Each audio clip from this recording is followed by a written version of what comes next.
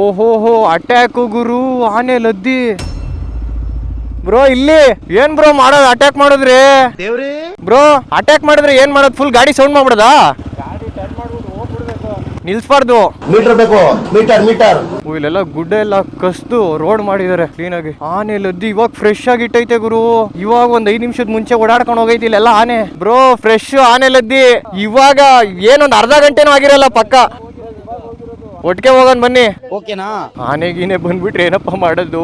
ಏನಿಲ್ಲ, ಹೋಗ್ಬಿಡ್ತೀವಿ ಅಂತ full confidence ಇದೆ. ಆದ್ರೂ ಒಂದ್ ಕಡೆ ಭಯ ಆಗುತ್ತೆ, ಏನಪ್ಪ ಮಾಡೋದು ಅಂತ. ಯಾವ್ದಕ್ಕೂ ಒಂದ್ ಹಾಡು ಹೇಳ್ಬಿಡದ. ಗಣಪತಿಯೇ ಗಜಮುಖನೇ ನಿನಗೆ ವಂದನೆ, ನಂಬಿದವರ ಪಾಲಿನ.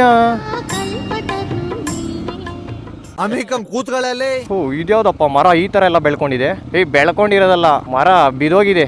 ಇಲ್ಲೆಲ್ಲ ಮರ ಅಡ್ಡ ಬಿದ್ದಿದೆ, ಎಲ್ಲ ಕಡ್ದು ಹಾಕೋರೆ ಸೈಡ್ಗೆ. ಗುರು ಬ್ರೋ, ಆನೆ ಏನ್ ದಾರಿಲೇ ಹೋಗೈತೆ ಅನ್ಸುತ್ತೆ ಬ್ರೋ.